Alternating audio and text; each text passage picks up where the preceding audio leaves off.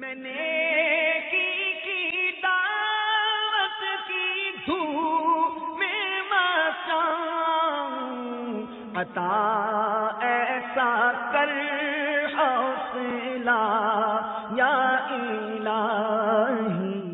حضرت سیدنا عمر فاروق اعظم رضی اللہ تعالی عنہ آپ فرماتے ہیں کہ ہم بارگاہ رسالت میں حاضر تھے، اذ طلع علینا رجل شدید بیاض الثیاب شدید سواد الشعر لا یری علیہ اثر السفر ولا یعرفہ منا احد حتی جلس الی النبی صلی اللہ علیہ وسلم فاسند رکبتیہ الی رکبتیہ ووضع کفیہ علی فخذیہ۔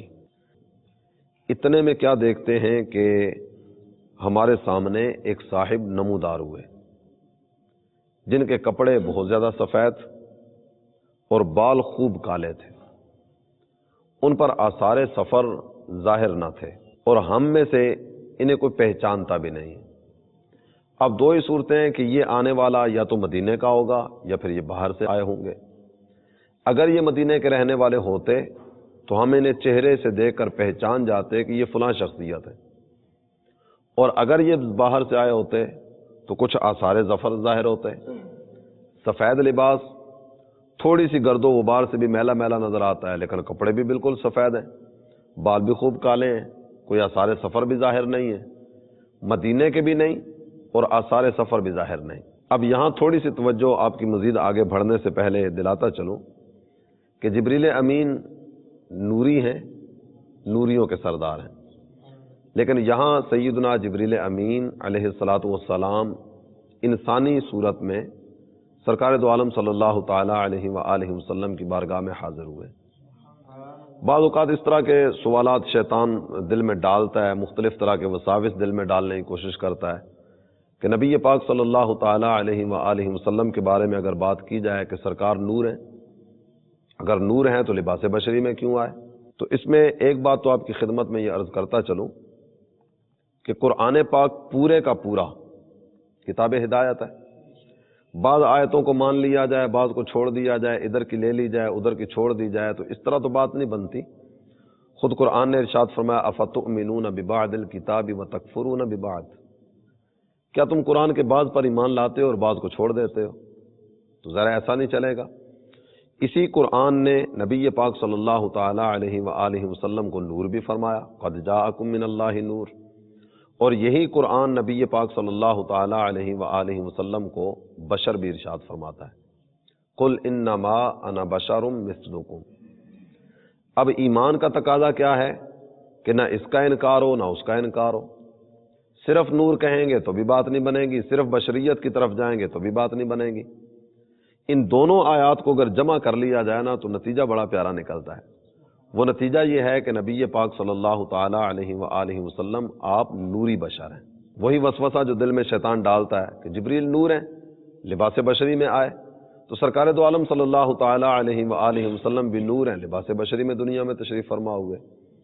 تو حضور صلی اللہ تعالی علیہ وآلہ وسلم کی ذات گرامی کے بارے میں جو ایک وسوسہ شیطان دل میں ڈالتا ہے، حدیث مبارکہ کے ان الفاظ اور جبریل امین کے اس انداز میں آنے نے اس وسوسے کی کاٹ کر دی۔ بہرحال سید الملائکہ جبریل امین علیہ الصلاۃ والسلام بارگاہ رسالت میں حاضر ہوئے، تو یہاں آ کر بھی ایک بڑا منفرد سا انداز جو ہمارے سامنے آیا۔ صحابہ میں سے تو کوئی ان کو نہیں پہچانتا، لا یعرفہ منا احد، ان کے کلمات ذکر فرمائے گئے کہ ہم میں سے کوئی بھی ان کو پہچان نہیں سکا یہ کون ہے۔ لیکن جب یہ سرکار کی بارگاہ میں آئے نا تو نبی پاک صلی اللہ تعالی علیہ وآلہ وسلم کی خدمت اقدس میں ان کی حاضری کا انداز کتنا پیارا ہے۔ فَأَسْنَدَ رُكْبَتَيْهِ إِلَىٰ رُكْبَتَيْهِ، سرکار تشریف فرمائے، نبی پاک صلی اللہ تعالی علیہ وآلہ وسلم کے مبارک گھٹنوں سے اپنے گھٹنے مس کر کے اپنی ران پر ہاتھ رکھ کے بیٹھ گئے۔ یہ انداز جو بیان کیا جاتا ہے، اس سے جو کیفیت ہمارے سامنے آتی ہے کہ یہ التحیات کی حالت میں جبریل امین سرکار کی بارگاہ میں بیٹھے، اور نمازی جس طرح التحیات پڑھتے ہوئے اپنے ہاتھ رانوں پر رکھتا ہے، جبریل امین علیہ الصلاۃ والسلام نے یہی انداز اختیار کیا، التحیات کی حالت میں بیٹھے، اپنے ہاتھ اپنی رانوں پر رکھے اور اپنے گھٹنے نبی پاک صلی اللہ تعالی علیہ وآلہ وسلم کے مبارک گھٹنوں سے مس کر دیے۔ اب اس میں جو چیزیں ہمارے سامنے آتی ہیں نا، اپنے گھٹنے سرکار کے گھٹنوں کے ساتھ مس کیوں کیے؟ تاکہ نبی پاک صلی اللہ تعالی علیہ وآلہ وسلم کے جسم انور کی برکتیں ملیں۔ اور بیٹھنے کا انداز بھی کتنا منفرد اور کتنا پیارا، جس طرح نماز کی حالت میں التحیات میں بیٹھتے ہیں۔ اب اس میں مزید اگر توجہ کر لی جائے، شیطان ظاہر دشمن ہے، ان الشیطان للانسان عدو مبین، قرآن نے بیان کیا ہے، انسان کا کھلم کھلا دشمن ہے۔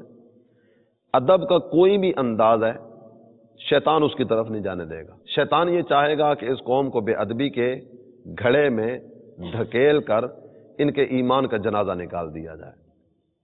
مدینہ طیبہ روضہ انور پر حاضر ہونے والے زائرین نبی پاک صلی اللہ تعالی علیہ وآلہ وسلم کے روضہ انور کی طرف منہ کرتے ہیں نا، تو بعض اوقات ایک وسوسہ دل میں ڈالا جاتا ہے۔ وہاں بھی ہو سکتا ہے کوئی اس طرح کا فرد آپ کو ملے کہ جو آپ کو یہ کہے کہ جناب قبلہ اس طرف ہے، آپ نے منہ اس طرف کیوں کیا؟ تو اس میں ایک بات تو یہ یاد رکھیے کہ قبلہ اس طرف ہے، منہ اس طرف کیوں کیا؟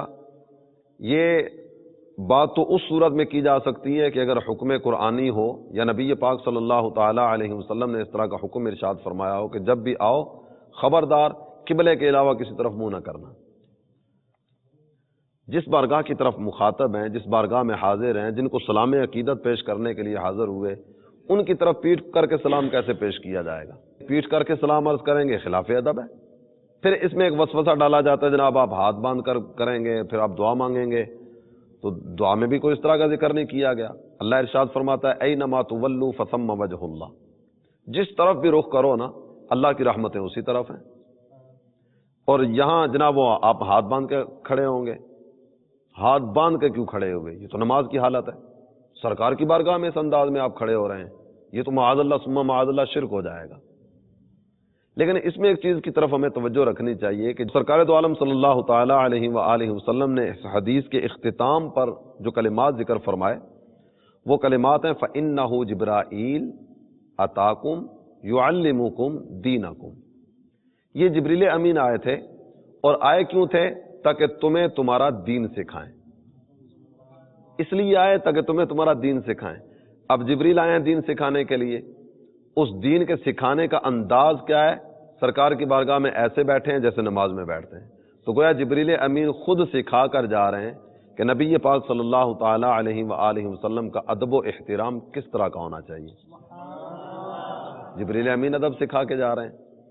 اسی طرح کے دلائل کو سامنے رکھتے ہوئے علماء نے یہ بات ذکر فرمائی یقفو کما تقف فی الصلاۃ، اے زائر روضہ انور، جب نبی پاک صلی اللہ تعالی علیہ وآلہ وسلم کی خدمت بابرکت میں حاضری کا شرف ملے تو جس طرح تو نماز کی حالت میں کھڑا ہوتا ہے نا، سرکار کی بارگاہ میں ایسے کھڑے ہونا۔ اس لیے کہ یہ ادب و احترام ہمیں کون سکھا کے جا رہے ہیں؟ سید الملائکہ جبریل امین علیہ الصلاۃ والتسلیم آئے ہی دین سکھانے کے لیے تھے، اور اس دین کے سکھانے کا ایک انداز جو ہمیں ادب کی صورت میں دے کر گئے، اللہ کرے کہ ہم ساری زندگی اسی انداز کو اپنائے رکھیں۔ میں نے کی دعوت کی دھوم میں مچاؤں، عطا ایسا کر حوصلہ یا